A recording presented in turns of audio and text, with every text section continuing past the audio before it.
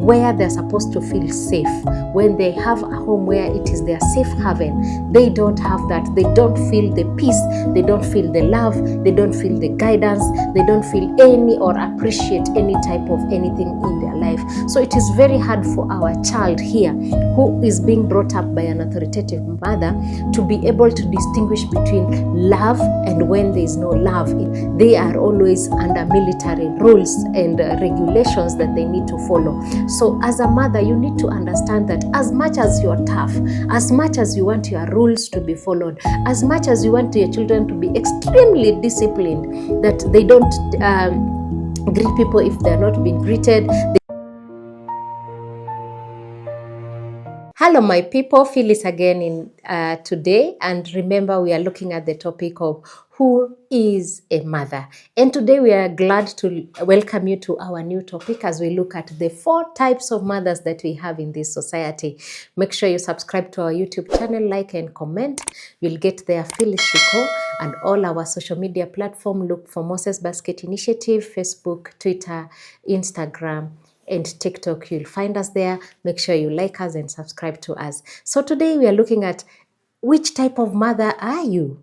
Who are you as a mother? So today we are looking at an authoritarian mother or an authoritative mother. I don't know if you have ever met an authoritative mother. These are no-nonsense mothers. These are mothers who live by the rules.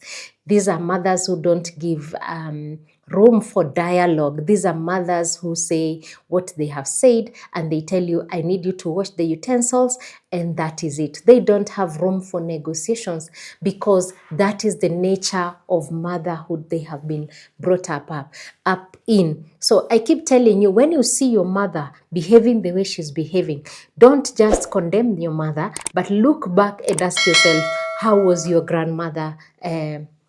How was your grandmother? Because we tend to borrow behavior from the person we are close with. So you'll find that me and my mother, we are not very far from each other. We'll always find a way of having a common thing together, because she's my mother. Because who else will I learn from being a mother to? So it's only my mother who can teach me who a mother is, because I've seen her training me, I've seen her training my brothers, I've seen her train my sisters. So we are all different children, but we have a single mother. So these authoritative mothers who are no-nonsense mothers, these are mothers who shout from morning to evening. Akiingia kwa gate, they are screaming and shouting orders.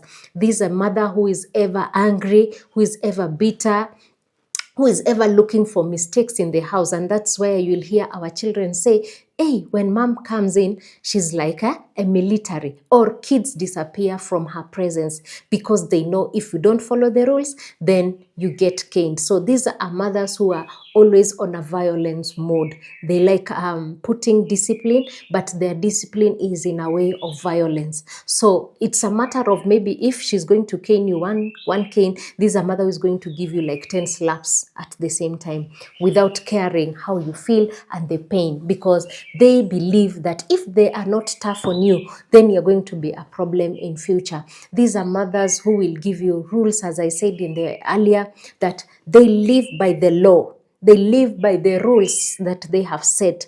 You wake up at 5, you do this, you do this, you do this. By 10, I need you people to be seated and studying. So they are guided by rules. They are authoritative. They are mothers who cannot live with the negotiation.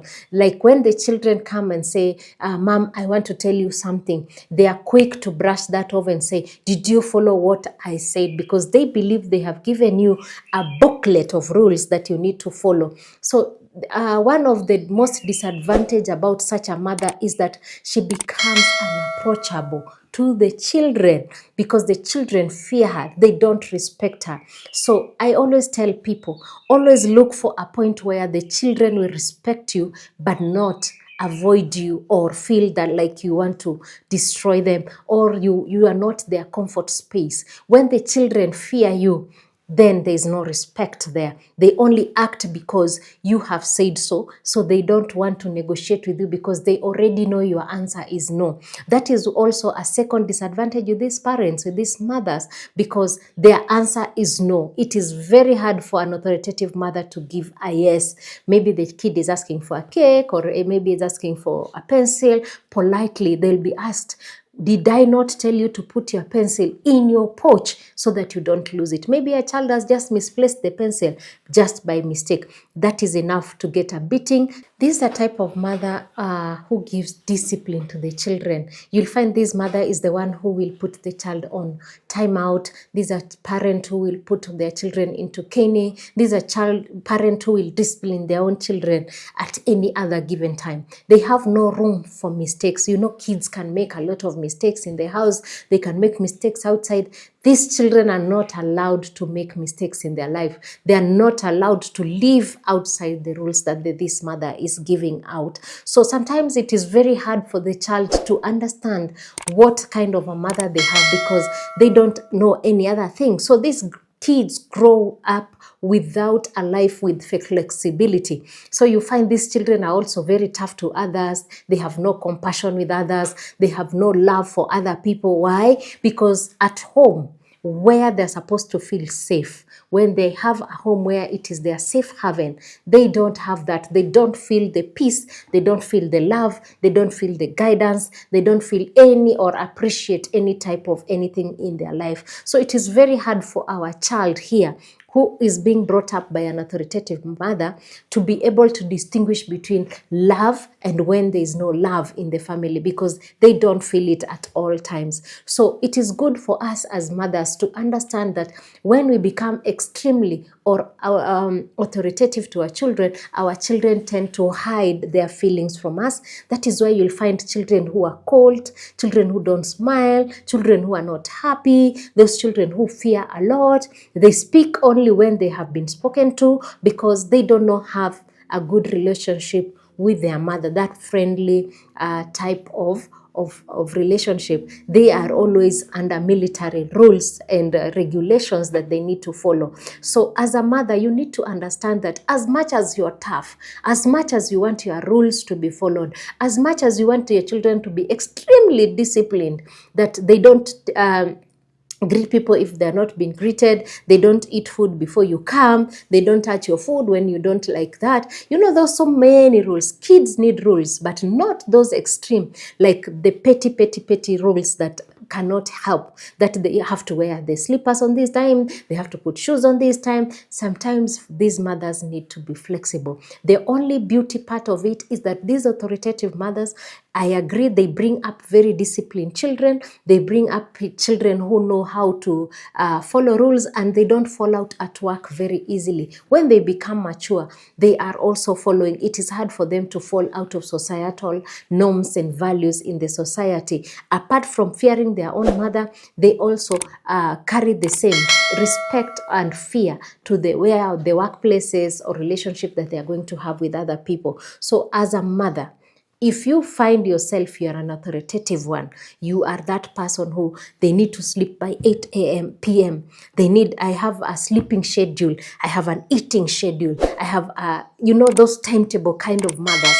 You need to be very careful. Once in a while, it is not bad for these children to break the rules. It is not a sin for them to make mistake. It is not a sin for them to misbehave in one way or the other. These children are growing every other day. So we need to have a freedom, a level of understanding one another. Even when the children who we have in our safe house, sometimes we look at those children and you find they're also coercing others or giving others rules and all that.